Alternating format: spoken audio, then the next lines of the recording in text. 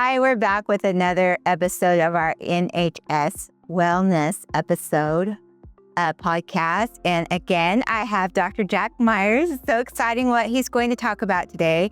As you all have been noticing, his dramatic weight loss, but not only that, there's been something different about him that everybody has mentioned, how he's not so recluse. So we're going to talk about insulin resistance today, and I'm going to turn it over. Well, see, about 1st of June last year, I saw a video of myself playing music in my band. And the last time I was here, I said I had a disgusted with myself moment, but it was deeper than that, really. And something told me, and I see unhealthy people all the time, but I felt like, something told me I'm dying. You're sick, you're dying, you've got to do something about this. And so all my life, from the time I was 10 on, I've been a fat kid, and there were times in my life when I wasn't, and the times when I wasn't, it was because I was calorie restricting severely and exercising, and I think I'd run 6 miles a day, and then I would watch what I ate. But watching what I ate was eating what I thought was healthy, which was basically carbs, avoidance of fat. And so the whole time, from the time I was 10 until just recently, I've had insulin resistance and didn't know it. And insulin resistance from my diet and from bad information and ignorance on my end. And I've been a doctor for 20 years. I didn't know. Right. I always assumed that insulin resistance it's the mechanism for type 2 diabetes. But I thought if you were insulin resistant, you were diabetic, and that's not the case. Insulin resistance is a spectrum, and you have insulin resistance, and the whole time it's causing problems, wreaking havoc on every cell in your body until you get to a point where you can no longer deal with the glucose. You literally can't physically make enough insulin in your body. And then now you start getting hyperglycemia and complications from that. That's type 2 diabetes, but type 2 diabetes is end of the line insulin resistance. Meanwhile, for years, decades before, you're insulin resistant. And while you're insulin resistant, that's causing problems in every organ, every tissue in your body. And so for me, I just had this kind of laundry list of things that I was either treating medically or being non-compliant with or just putting up and dealing with. And I'll try to recite them all. But I had developed asthma in my 30s. And every year that was getting worse. So this time of the year in spring was difficult. And I had multiple medications for that, inhalers and Singulair and that kind of stuff. And then it was just getting progressively worse. And I would notice that I'd go to an arid climate that I felt so much better. And I was like considering a move. Like my asthma was so bad. And then there were times when I'd have an asthma attack. And if you've ever had actual air hunger, it's terrifying. I got in my wife's car one time. I bought flowers and they were in the car, and I went to go move the car. We were at a restaurant and I got in the car and I was overwhelmed with the pollen from that. And I had an actual asthma attack, didn't have an inhaler. It was terrifying. So anyway, that had asthma, had allergies, seasonal allergies, and that was all spring, fall, whatever the wind would blow. I'd have constant problems with allergies. High blood pressure. I was supposed to be taking medicine for that, which I wasn't compliant with. I had arthritis. I had gastroesophageal reflux and heartburn. And sometimes at night I'd wake up choking, where I would aspirate and choke. And, I had some skin problems, like an allergic dermatitis, and also an area of hidradenitis, which hidradenitis is a specific skin problem where usually the only treatment for that is to cut it out. So I was just dealing with that. It was in one spot, but it was just a chronic pain. I had migraines, like debilitating migraines sometimes, and brain fog after I'd have a migraine. My defense for migraine was go to sleep and then wake up and then feel like, I'd had a seizure or something. venous insufficiency. So when I'm on my feet all day operating, and I'd go home and I'd have to wear compression stockings, and even that I was having, refractory symptoms with that. And so I started noticing when I got on this weight loss kick, that all of these problems were getting better. And I thought that was just for my weight. Right. And it's not. All of these problems are all organ-specific manifestations of insulin resistance. That I didn't know. I found this out. It was another weird, just out of the blue thing, but I was on a walk, and I like to, when I'm exercising, I like to listen to podcasts. I have a YouTube thing that I'll find, and I'll just put it in my phone and listen, And I was listening to, I don't even know what the heck I was listening to, but another video came on, and it just caught my attention immediately. It was Jordan Peterson and Ben Bickman. Ben Bickman is this guy who I'm crediting with saving my life, but he's a PhD, a metabolic health researcher, and his specialty is in insulin resistance in particular. But the video on YouTube is called The Sugar Trap, and he was going through all of the manifestations of insulin resistance, and it just hit me. I was like, oh my God, that's what my problem was. Yeah. That's the root cause of all these problems. And all these problems is I'm doing this, and I wasn't really considering a diet. I said, this is how something's wrong with me. I can't, for whatever reason, I'm going to have to just cut out the carbs. And I had lost weight before by cutting out carbs, but it just felt like a temporary weight loss strategy. And then I would revert back to my old ways, and then, and then wonder why I was, sick. So hearing that, I was like, that's really what really spurred me on. So then I got his book, and I listened to it because I like the Audible versions, but I bought that and listened to it. And then as I started digesting more of that, I found Ken Berry, who's a family physician who's really into this, and his story parallels mine. He was this exact same thing. He was a sick healthcare provider, and giving people information that didn't work for his patients, but he tried it himself and failed miserably, And so the whole eat less, move more thing is not it. It's you're putting the wrong fuel in. And so I had all of that kind of revelation maybe about 3 months ago.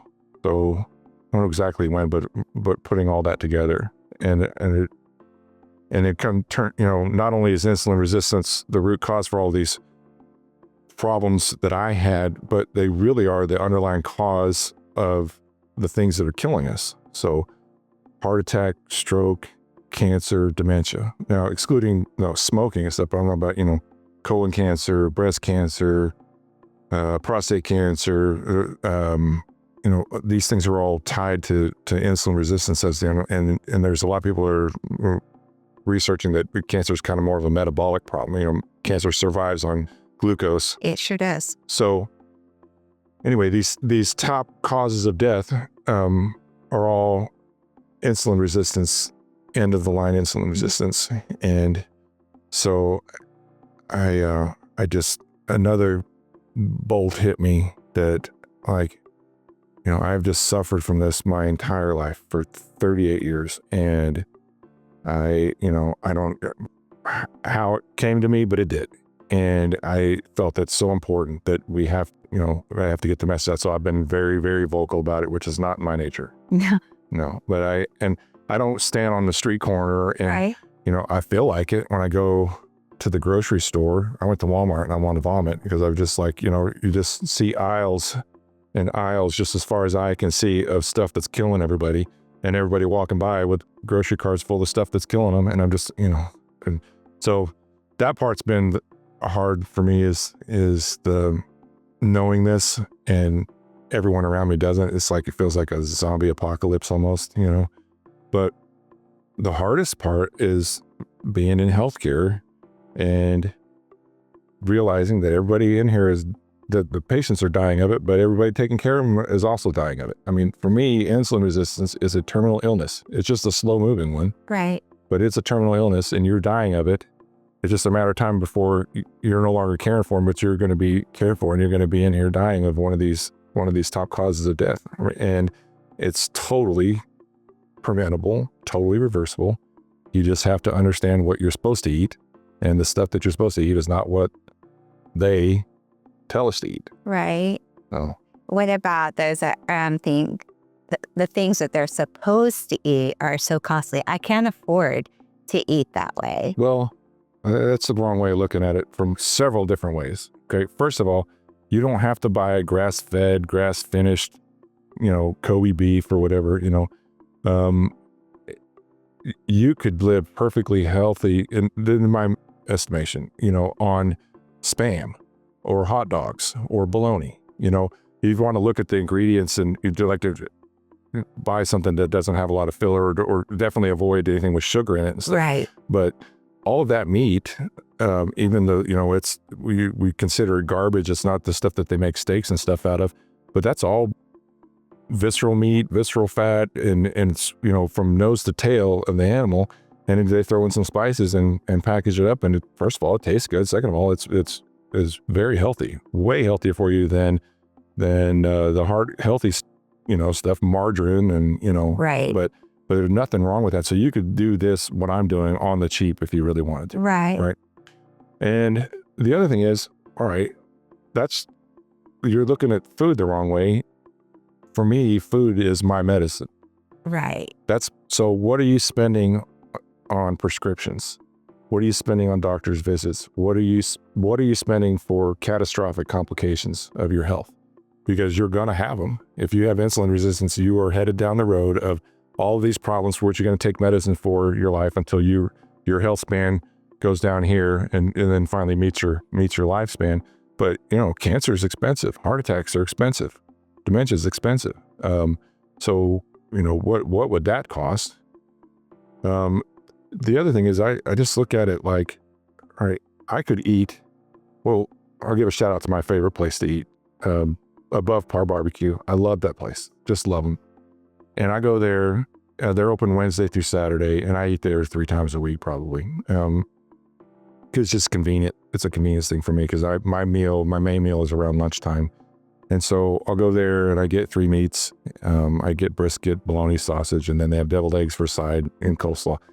But by the time I get done with lunch and pay a tip and everything, it's like $30. Well, that's an expensive lunch. But again, what would prescriptions for all these problems cost me? What would this catastrophic illness cost me later? If someone said, I have this miracle drug and it will reverse all of your medical problems, it will keep you full, it will make you feel better, your mental clarity, all of your physical, mental health will be totally amazingly better, no side effects, and it will prevent heart attack, cancer, stroke, and dementia. What would you pay for that? Right. So it's like $30 a day is nothing for that. I mean, there'd be a line out the door. There should be, and they're not. So I look at it in those different ways. But I look at what I'm spending on food, which I buy more expensive stuff than I need to, but I look at it as an investment in myself and investment in my personal health and my longevity, and I want my health span to go along with my lifespan. I don't want to be this disabled version of what I could have been. Right. Well, people give $1,000 for GLP-1s. They pay a lot of money to have, they'll go over to Mexico and get that gastric bypass. And it's still a lot of money. Pay cash, but they're lined out the door to buy this medicine that I just wholly disagree with. And that's flying off the shelves, and it's very expensive. And it has a host of complications that we don't even fully understand. And we probably won't have all of that back for several years. And who knows if there are problems, is it going to be publicized? And, I've seen complications that, from it. And that's the first thing. Second thing is, I don't eat it. I make GLP-1, I make GLP-1 by eating fat. Right. And then I'm full. Yeah. Talk a little bit about the fat thing. Yeah. So that was biggest breakthrough on what I'm doing. First of all, you know, I eat, for me, what Kim Berry would describe as a proper human diet. Okay. Mm-hmm. I eat what I was supposed to be eating my entire life, and I didn't know it. And for me, that is a high fat, carb-free or close to carb-free diet as I could get. Okay. Now I eat some vegetables, and you can count those as carbs, but then they don't, you know, the vegetables I eat don't spike my blood sugar. But some people have even less tolerance for that because of the other stuff that's in vegetables, and it might be inflammatory for some people. Right. I seem to do fine on it. Right. But what mattered, the biggest thing for me was once I started embracing fatty meals, fatty cuts of meat, butter, bacon, eggs, that kind of stuff, and really going, you know, the egg yolk, and, you know, and not being afraid of dietary fat, that has made all the difference. I eat my typical day. When I eat, I wake up in the morning, I have a cup of black coffee with about a quarter stick of butter in it. Mm-hmm. And then it tastes good, first of all. Second, I'm full all the way through morning. I get my morning work done, and then I go and I eat my big lunch, and I typically go get barbecue if they're open. And then I'm full for the rest of the day. And if I do get hungry at night, I might have a little snack, you know? And if I'm not really that hungry or not quite sure, I'll just go to the fridge and grab some butter out and cut a couple of pats of butter and eat those. And then I'm back to being full and fine, and I'm not thinking about food. If I'm hungry, I eat, and I eat what I'm supposed to eat, and I eat till I'm full. I don't count calories. I don't worry about any of that stuff. I just eat what I'm supposed to until I'm full, and that's it. End of story. It's that, Right. it's that easy. That's easy. Yeah. It's super easy. What about introducing children to this kind of lifestyle? Well, my children have been introduced to it. I'm not forcing it on them, but they've watched me. Right.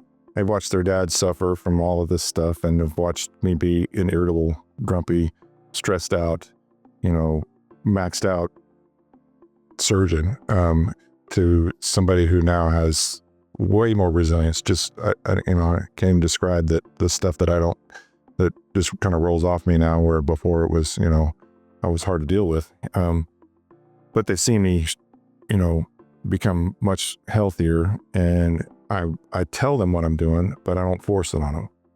And the way I put it is, you know, I wish when I was your age that I knew this, because it caused me so much grief in school, being a fat kid, being bullied for being a fat kid, being, you know, all of the stuff that comes with that, and just emotional baggage that has haunted me my whole life from having that, and wishing, man, if I was 10 and I knew that when I went to my grandma's house that I shouldn't eat fry bread, and I shouldn't eat cookies, and I shouldn't drink, you know, milk, but you know, that wasn't just my grandma. That was school. That was the TV. You know, the TV was a bowl of Cheerios and a glass of orange juice.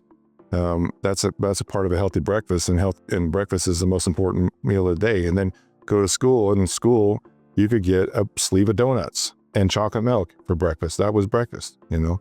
And then you go to lunch, and it was pizza. And then for a reward, we had pizza parties, and we had, you know, treats and candy, endless candy, selling candy, you know, for fundraisers and this. I mean, it was just a constant, endless river of just stuff that's killing people starting out as a child. And so my kids are kind of taking it up.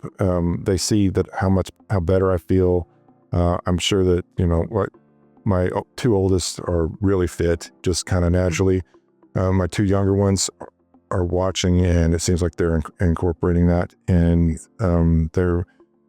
but you know, I don't know how you mandate that, but boy, it sure feels like you should, because you know, it just would prevent so much problems. And there's just so much unnecessary disease that starts in childhood, and starts with this, you know, bad food, bad information. And you could avoid it if they just ate a proper human diet. Now, a proper human diet is kind of a spectrum, and it, you know, it depends on what your carb tolerance is. It may depend on your ethical dilemma, or, you know, but we don't need carbohydrates. You know, however you approach this, the main issue is you've got to, whatever you eat, you can't have your insulin constantly elevated.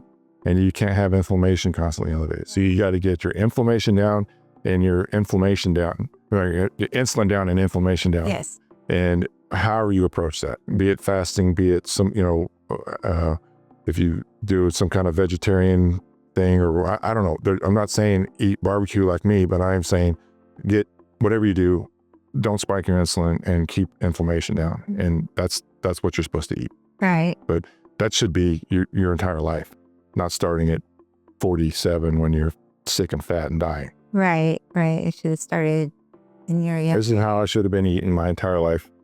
And that's the biggest regret I have. It's just, it's painful thinking all of the things, all of the hassle and trouble I've had in my life. If I just had this little bit of knowledge, if I could go, tell myself, would have made things a lot easier. So, but I guess in a way it's good that I experienced that, because now I'm telling everybody who wants to listen. Yeah. You've taught, several people, they call it the Jack Myers diet. I'm going to do what Dr. Myers is doing. That's what they say. Well, But I have people just hit me up out of the blue. They'll pull me aside. They'll message me on Facebook, a text.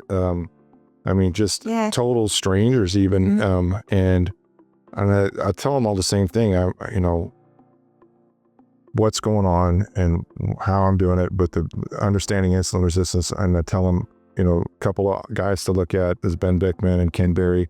They got all kinds of good YouTube stuff, and they've got 2 fantastic books, and, look into that. But that's the problem. And that was my problem. But if you're hitting me up about it, that's your problem too. I guarantee you, So, but I don't know, man. I feel this is a weird calling thing in me, but I've become the life coach to several people, not intentionally. I've just kind of backed into this somehow, and then just more of an example. And then it's like, hey, how are you doing that? But I'm not going around like, hey, you need to do this. But I'm not there. I don't know that I'll ever be. But I am more than happy to help anybody that wants to know and wants to feel better. And like I said, I think it's like if you took all of your focus on, away from, it's a willpower thing, it's an exercise. Exercise is great. I'm not discounting exercise, but if you're having these problems, and especially if you're obese, and you got to put your focus on what you eat. That's the problem. But that fixes the obesity part, but obesity is a symptom, just like all the other problems are all symptoms. You got to fix the problem as insulin. Right. Yeah.